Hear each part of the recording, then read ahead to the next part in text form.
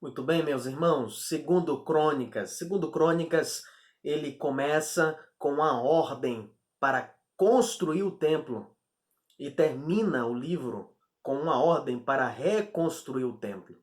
Mas a grande pergunta é: quem é esse templo? O livro prepara todo o cenário para nos lembrar e nos apontar que Jesus Cristo, ele é o templo. Ele é a glória da segunda casa, que é muito maior do que essa primeira casa.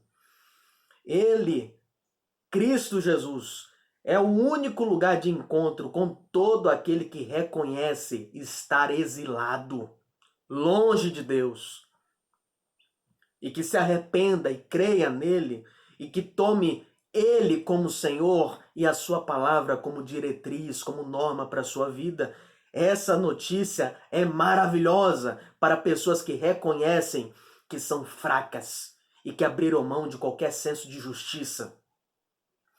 Segundo Crônicas, é um livro fantástico e nós estamos trabalhando ele em 4 movimentos. Nós vimos na parte 1 o primeiro movimento, a glória de Deus. Na parte 2, nós vimos o segundo movimento, que é o pecado, a rebeldia do povo.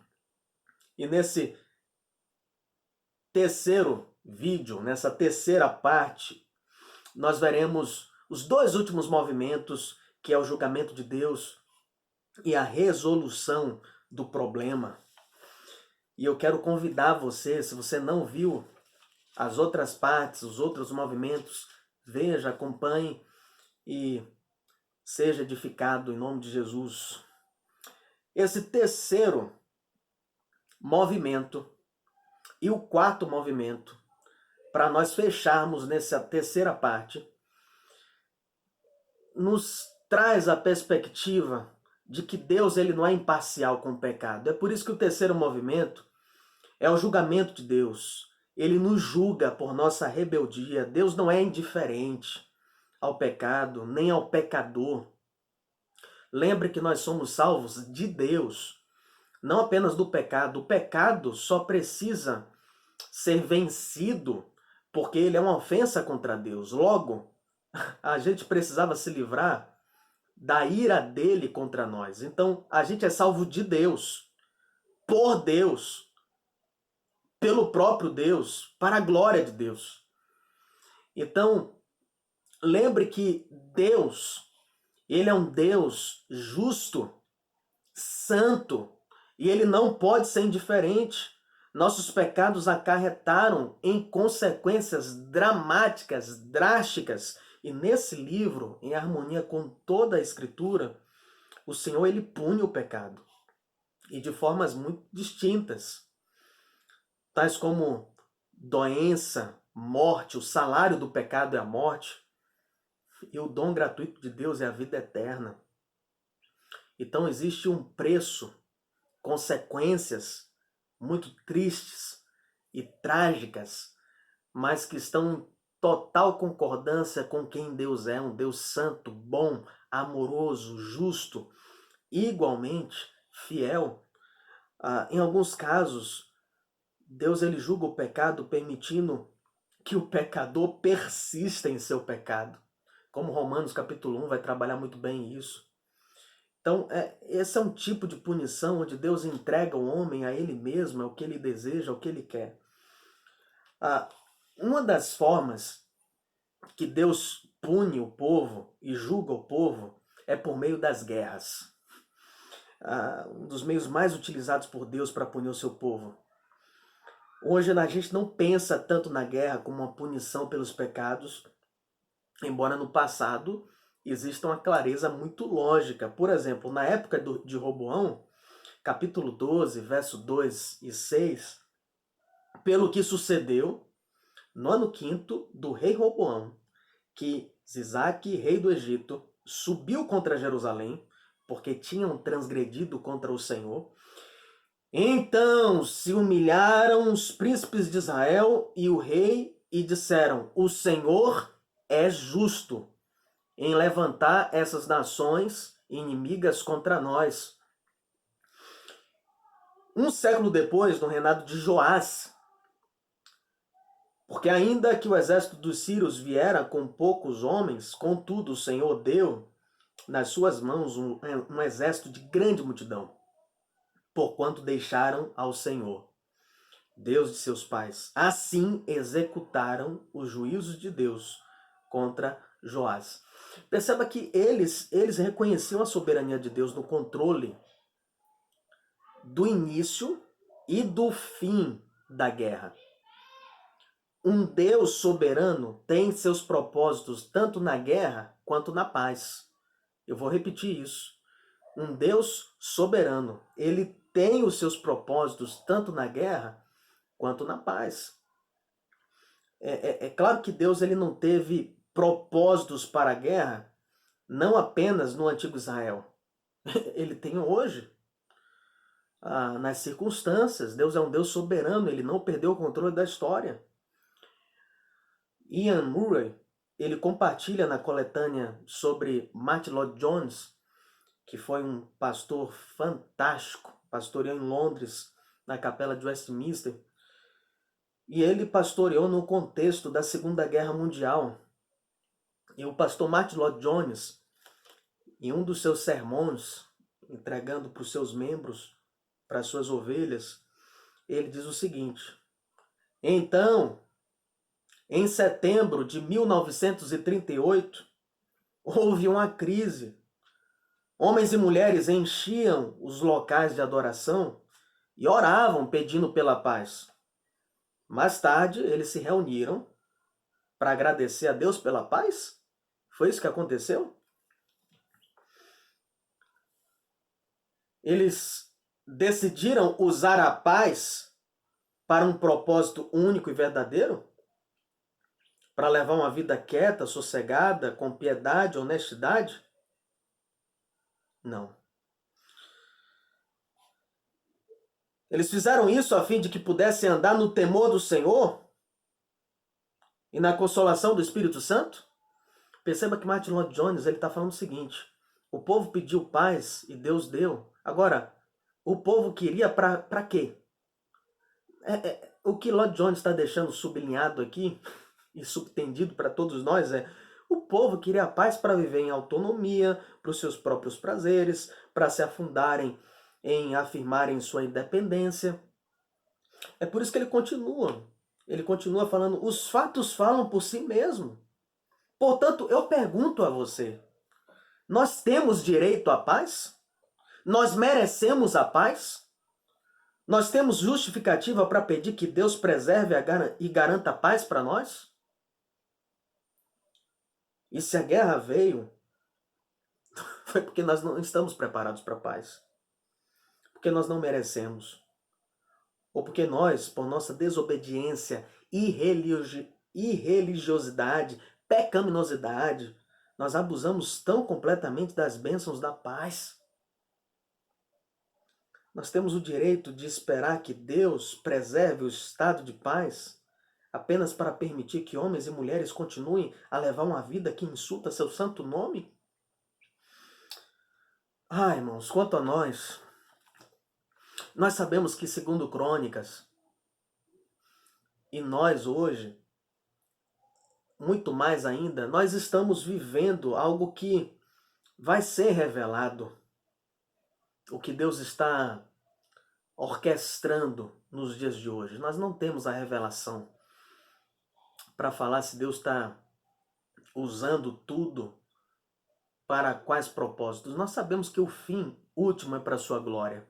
E isso nos traz descanso, sossego.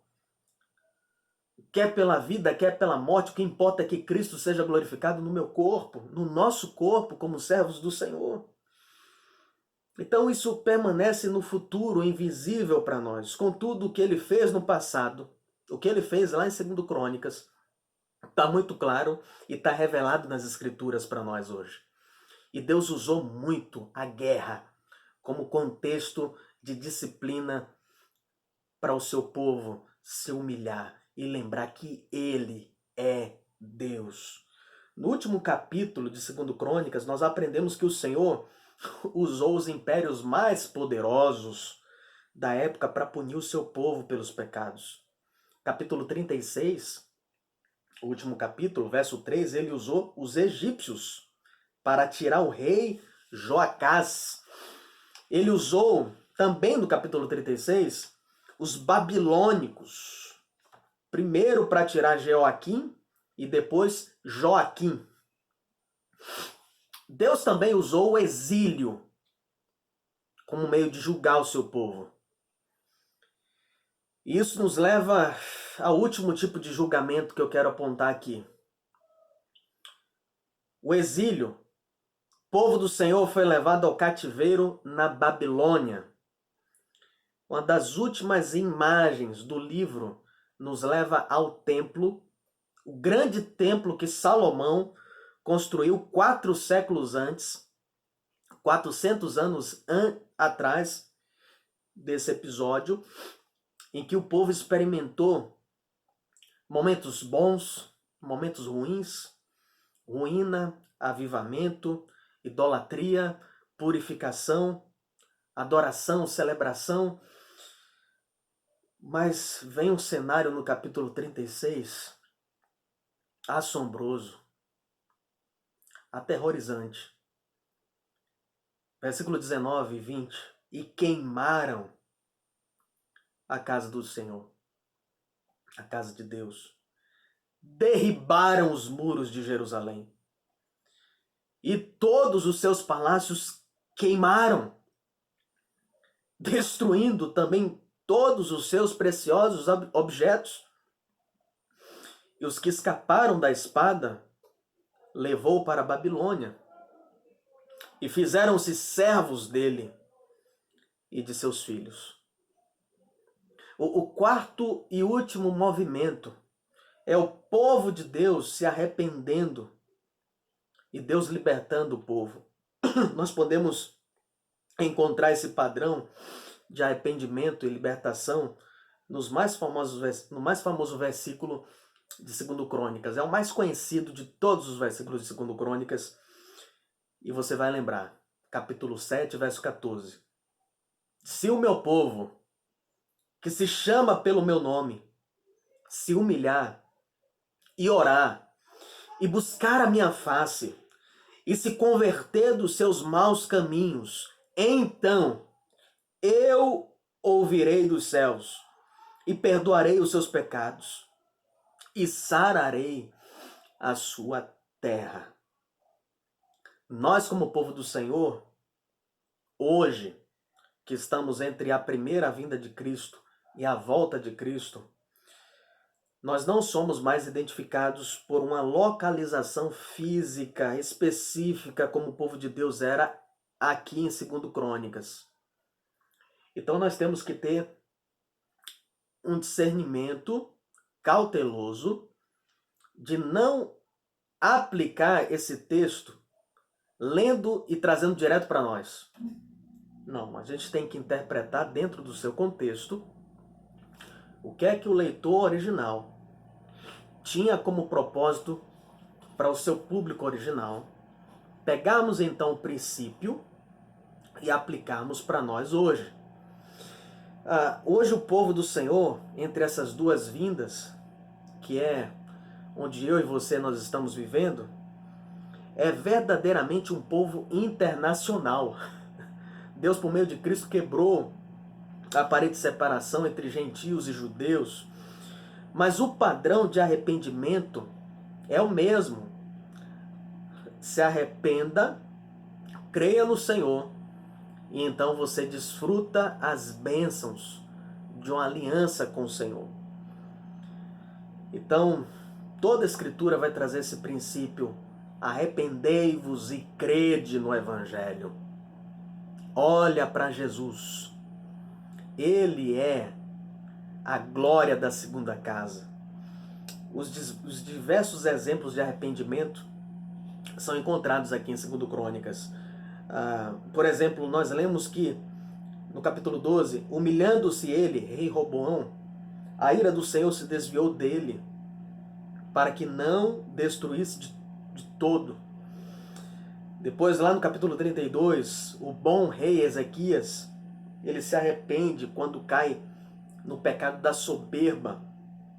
Ezequias, porém, se humilhou pela soberba do seu coração, ele e os habitantes de Jerusalém, e a grande indignação do Senhor não veio sobre eles nos dias de Ezequias.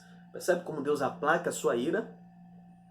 Segundo Crônicas, apresenta até o pior rei de Judá como um exemplo da misericórdia de Deus. Por incrível que pareça, é ele mesmo, Manassés. E falou o Senhor a Manassés e ao seu povo, porém não deram ouvidos, pelo que o Senhor trouxe sobre eles os príncipes do exército do rei da Assíria, os quais prenderam Manassés entre os espinhais e o amarraram com cadeias e o levaram à Babilônia. E ele, angustiado, orou deveras ao Senhor, seu Deus, e humilhou-se muito perante a Deus de seus pais. Ele fez oração, e Deus se aplacou para com ele, e ouviu a sua súplica, e o tornou a trazer a Jerusalém, ao seu reino. Então, reconheceu Manassés que o Senhor é Deus, e tirou da casa do Senhor os deuses estranhos e o ídolo, como também todos os altares que tinha edificado no monte da casa do Senhor e em Jerusalém, e os lançou fora da cidade, e reparou o altar do Senhor, e ofereceu sobre ele ofertas pacíficas e de louvor, e mandou Judá que servisse ao Senhor, Deus de Israel. Capítulo 33, verso 10 ao 13, eu li também o verso 15 e o verso 16. O Senhor é assim, irmãos. O Senhor, ele inclui entre os que leva ao arrependimento até mesmo o pior dos pecadores. Preste muita atenção. Sabe por que é que ele faz isso? Para que a gente tenha total convicção e certeza de não cometer o erro de confundir arrependimento com algo que pode brotar do ser humano, com algo que brota da nossa virtude. Arrependimento não é uma flor que brota da natureza humana. É obra de Deus.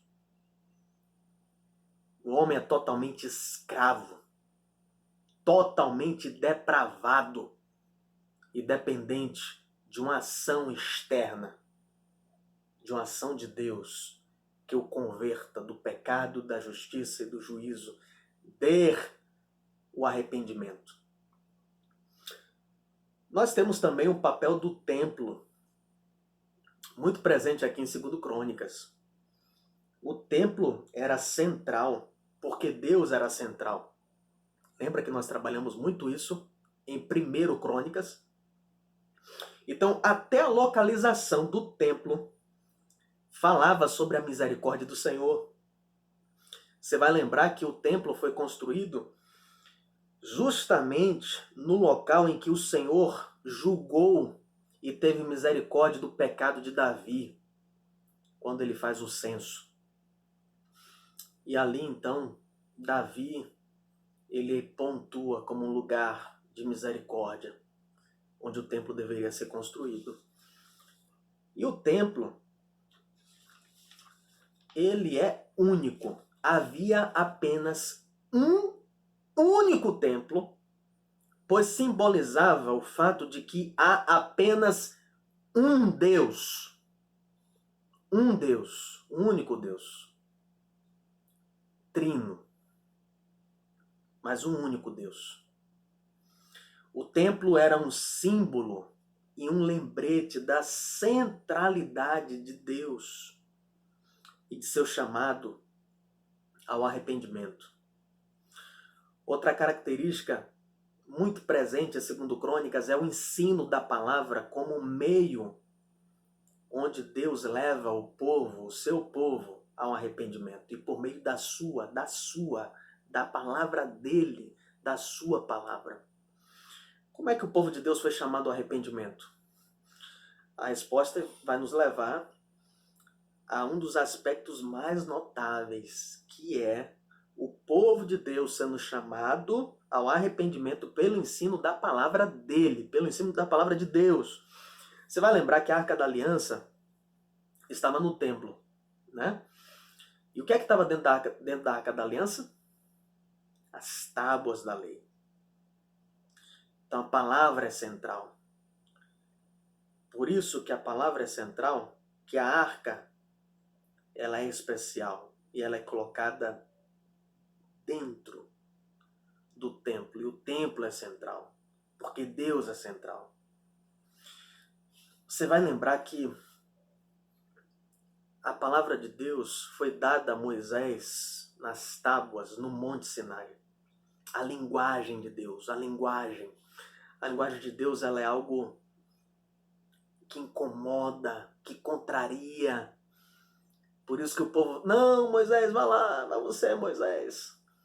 E quando Moisés foi para receber a linguagem, quando ele desce, o povo já está totalmente prostrado à imagem. A gente pode fazer uma aplicação extremamente prática aqui. Eu vou tentar ser muito prático, arriscado, mas eu vou fazer um comparativo. Você percebe a importância da linguagem para sua atenção em relação à imagem. Tem um escritor chamado Tony Henk, teve um livro agora publicado pela Fiel chamado Guerra dos Espetáculos. E ele tem um livro que é escrito sobre como você lê livros cristãos, que é o Lit. E tem um outro livro também sobre as tensões em torno do vício do celular, das mídias sociais. E ele vai fazer esse comparativo, por exemplo, Facebook. Está saindo de moda, mas Facebook você poderia ter mais caracteres para escrever. Depois foi para o Instagram. No Instagram quase que você não tem nada de caractere, é mais imagem. E agora o TikTok. Então nós somos um povo extremamente superficial. Nós gostamos de distrações e não de nos aprofundar em linguagem. Mas Deus então dá a linguagem para Moisés, a palavra dele. É por isso que eu falei que quando você se converte, há coisas que você amava que você tem que deixar de amar. Mas também existem coisas que antes da sua conversão você não amava, como a leitura, e que depois da conversão você tem que aprender a amar. Porque Deus se revela por meio de um livro. Você não tem escolha se você lê a Bíblia ou não. A questão é, você quer ser cristão ou não? Porque se você amar a Deus acima de todas as coisas, você vai mergulhar nesse livro. Se você não faz isso, é porque você precisa se arrepender. Você está amando outras coisas, seu conforto, suas preferências, no lugar do Senhor. Então a Arca da Aliança estava no templo, e a palavra do Senhor, ela e apenas e tão somente ela, é poderosa para levar o seu povo ao arrependimento. Josafá, por exemplo, quando ele quis levar o seu povo a mudar, o que é que ele faz? Capítulo 17, verso 17. Ele enviou seus príncipes para ensinarem nas cidades de Judá. E ensinaram entre o povo. As bênçãos do Senhor vêm após o ensino da palavra do Senhor. Rei Acabe, o rei do norte, quando está naquele encontro com Josafá, que é rei do sul, e aí o rei do sul, Josafá, pergunta para Acabe, pergunta por um profeta do Senhor. Você reporta Micaías, né? E aí o rei Acabe vai dizer, olha, ainda há um homem aí que a gente pode consultar. Porém eu aborreço ele, porque ele nunca profetiza de mim bem, senão sempre mal. Só fala coisa que me contraria. Como é tolo você rejeitar a palavra porque ela contraria você. É claro que a palavra vai contrariar você. A palavra, ela nos fere. A palavra, ela nos nos decepciona muitas vezes porque incomoda a gente. Quem quer que você fique confortável e tão somente ouvindo coisas agradáveis é o diabo, não é Deus. É por isso que nesse ponto, lembra do pastor Tiago Cavaco que falou sobre isso? Que Deus é mais assustador do que o diabo? Porque Deus não está comprometido em ficar fazendo carinho em você. Deus ele traz desconforto justamente para provocar transformação na nossa vida. O diabo não, ele quer que você fique extremamente escravo do bem-estar, totalmente acomodado, conformado, ficando em igrejas da sua preferência, ouvindo pastores que falem coisas agradáveis ao seu ouvido. Meus irmãos, é tolo rejeitar a palavra pelo fato dela nos contrariar. Porque nesse momento é Deus sendo Deus. Se você serve a um Deus que nunca contraria você, você corre o risco de ter servido a um Deus muito bonzinho, legal, legal, legal. Mas no final você ter a triste percepção de que você serviu a um falso Deus. Então se arrependa. E lembre que Deus ele tem autoridade. Martinho Lutero ele tem uma frase que diz assim: não a vontade que tu queres, mas a vontade que é posta contra a tua escolha. Assim é servir a Deus. Nós também vemos as consequências da ausência da palavra. Você tem o sacerdote Joiada, que guia o rei Joás, que é novinho. Mas Joiada é um homem muito firmado na palavra, e quando ele falta, o rei Joás torna-se muito mal. O rei Uzias também permaneceu justo apenas quando foi instruído pela palavra. E o rei Josias, ele se arrepende quando ouve a palavra do Senhor e depois manda ler a Bíblia para todo o povo. Nós precisamos crer, irmãos, que qualquer mudança que venha a permanecer vem da palavra, vem da palavra. Por isso, então, nós precisamos ter esse temor à palavra. E não é apenas frutos, é frutos que permanecem, que brotam de uma relação com a palavra. E aí nós temos uma advertência final no livro, e que vai ser muito bem desdobrado aí em Esdras, Neemias, que é esposas idólatras. Esposas idólatras é um grande perigo, uma grande dinamite, porque leva os homens a amores divididos e vice-versa. Em Israel, muito da idolatria foi resultado do casamento com mulheres idólatras. O rei Jeorão se casa com a filha de Acabe, um rei idólatra. Rei Josafá casa-se com alguém da família de Acabe. Você perceba assim, Acabe, ele faz parte da tribo do norte, né? Ele é um rei em Israel. Então faz parte do grupo, mas é idólatra. Não pense na questão de relacionamento, de casamento misto, de namoro misto entre um crente e descrente, apenas na categoria de ser alguém da igreja ou alguém fora da igreja. Tá errado você se relacionar com alguém que não seja cristão, se você se acha um cristão. Agora, o fato de você entender que é apenas entre um cristão e um não cristão, pela questão de fazer parte da igreja, você também está enganado. Tem muita gente dentro da igreja que você não deve ter um relacionamento. E a igreja, quando é bíblica, ela vai ter uma postura muito prática em relação a isso. Então não basta ser cristão, tem que ser alguém que ame ao Senhor.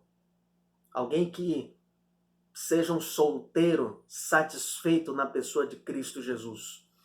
Agora, o fato de você entender isso não deve levar você a pensar, tá vendo? Eu tô com alguém fora da igreja, pelo menos é melhor do que muito crente. Lembre, não é só entre crente que é permitido. A questão é, ama a Deus? Tem maturidade com o Senhor? E você tem maturidade com o Senhor? Relacionamento vivo, íntimo com o Senhor Jesus? Então, nós temos o rei Josafá, que se casa com alguém da família de Acabe. Roboão, ele é filho de uma esposa amonita, Salomão. Então Salomão, ele é aquele que começa a degringolar tudo, né? Ele lança a semente da idolatria e essa semente vai brotando e crescendo até o ponto de dividir os reinos com o filho dele. Então a mensagem clara para que o povo retornasse para Jerusalém era: olha, não faça casamento misto. O Senhor advertiu eles antes que eles entrassem na terra prometida, por meio de Moisés, lá em Deuteronômio, capítulo 7, verso 3. Você que se diz extremamente atraído por Cristo, você não pode achar atraente alguém que não se sente atraído por Cristo.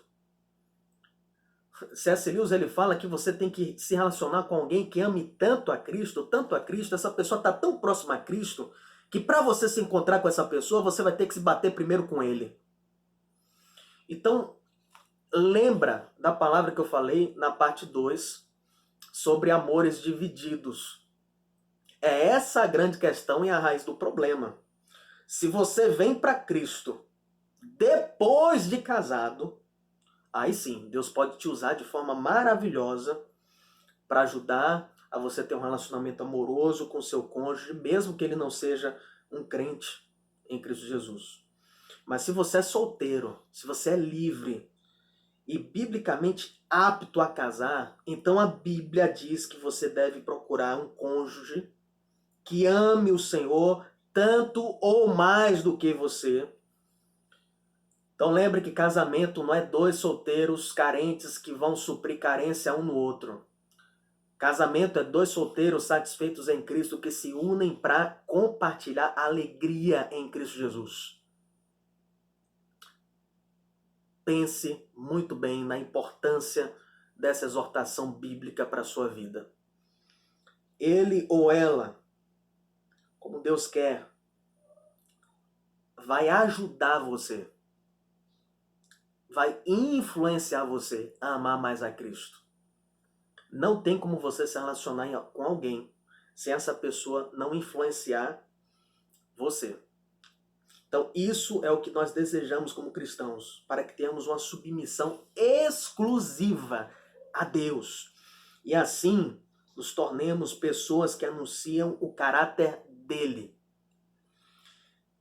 Como caráter conclusivo, o capítulo 36, que é o último capítulo de 2 Crônicas, ele vai dizer que, no versículo 20 ao 23, e os que escaparam da espada levou para a Babilônia, e fizeram-se servos dele e de seus filhos. Então aqui está falando já o exílio, eles sendo levados embora para a Babilônia, né? Deus não permite que destrua o templo e eles são exilados.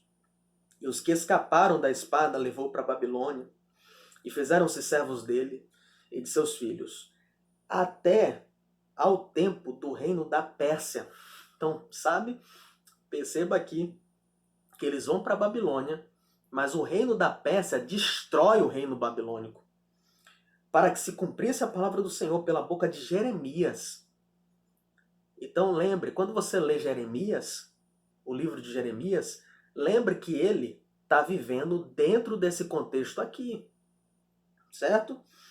Então, até que a terra se agradasse dos seus sábados, todos os dias da desolação repousou, até que os 70 anos se cumpriram. Porém, no primeiro ano de Ciro, rei da Pérsia, que agora quem está liderando o povo exilado é o rei da Pérsia, porque eles destruíram o reino babilônico.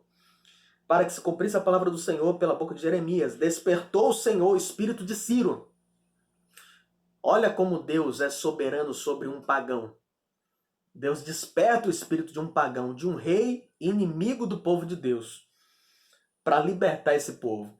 Então ele despertou o Senhor, o espírito de Ciro, rei da Pérsia, o qual fez passar pregão por todo o seu reino, como também por escrito, dizendo: assim diz Ciro, rei da Pérsia, o Senhor, Deus dos céus, me deu todos os reinos da terra e me encarregou de lhe edificar uma casa em Jerusalém, que está em Judá. Quem dentre vós e de todo o seu povo que suba, e o Senhor, seu Deus, seja com ele. É aí que nós vamos aprofundar mais em Esdras, Neemias, vamos ver o livro de Esther, o capítulo 6 de Esdras. Ele, entre os 6 e os 7, é o período que o livro de Esther se encontra. Então, entre o capítulo 6 de Esdras e o 7, está a história ali de Esther. Nós vamos trabalhar isso com mais profundidade na exposição panorâmica desses livros. Vamos ver o espaço temporal que existe de um capítulo para o outro. Então, irmãos, quem imaginaria que o rei da Pérsia seria usado para libertar o povo de Deus? Isso nos lembra que Deus é soberano. O livro de 2 Crônicas, ele se inicia com uma ordem para construir o templo. E ele termina com uma ordem para reconstruir o templo. Afinal de contas, quem é esse templo? Esse templo é o Senhor Jesus. Ele é a glória da segunda casa. Hoje, Jesus, ele é o lugar de encontro com todo aquele que reconhece estar no exílio, longe de Deus, e que tomará o Senhor pela sua palavra. Essa notícia é para as pessoas que pecaram, estão perdidas. É para aqueles que já são cristãos, para que continuem se arrependendo dos seus pecados e entregando a sua vida a Cristo. O Evangelho não é só uma porta de entrada para alguém se tornar crente. O Evangelho é uma boa notícia para todo aquele que quer permanecer. E aqueles que começou a boa obra em nós vai completar até o dia de Cristo Jesus. Senhor Jesus, nós vemos a Tua palavra, Senhor. E nós vemos como a Tua palavra justifica o Seu caráter, Sua glória, Sua santidade, Sua justiça e bondade, Sua misericórdia. Sua misericórdia, Senhor, revela o Seu caráter de justiça. E nós contemplamos, Senhor, misericórdia e justiça em Jesus Cristo. Oramos, Senhor, para que o Senhor pegue qualquer idolatria do nosso coração e, em amor, Senhor, destrua. Liberte-nos, Senhor, das nossas ilusões, das coisas em que depositamos a nossa confiança que não seja o Senhor. Dê grande glória a si mesmo, Senhor, à medida que nos traz, cada um de nós, de volta desse exílio do pecado para o Senhor. Obrigado, Senhor, porque o Senhor é o nosso templo. Obrigado, Deus Pai, Todo-Poderoso, Criador dos céus e da terra, por ter providenciado o Teu Filho, Jesus Cristo, que morreu pelos nossos pecados, viveu a vida que nós jamais poderemos viver, e por meio da justiça dele, nos declarou justos perante o Senhor. Obrigado pelo Espírito Santo. Obrigado, Senhor, porque o Teu Santo Espírito opera a obra de Cristo em nós.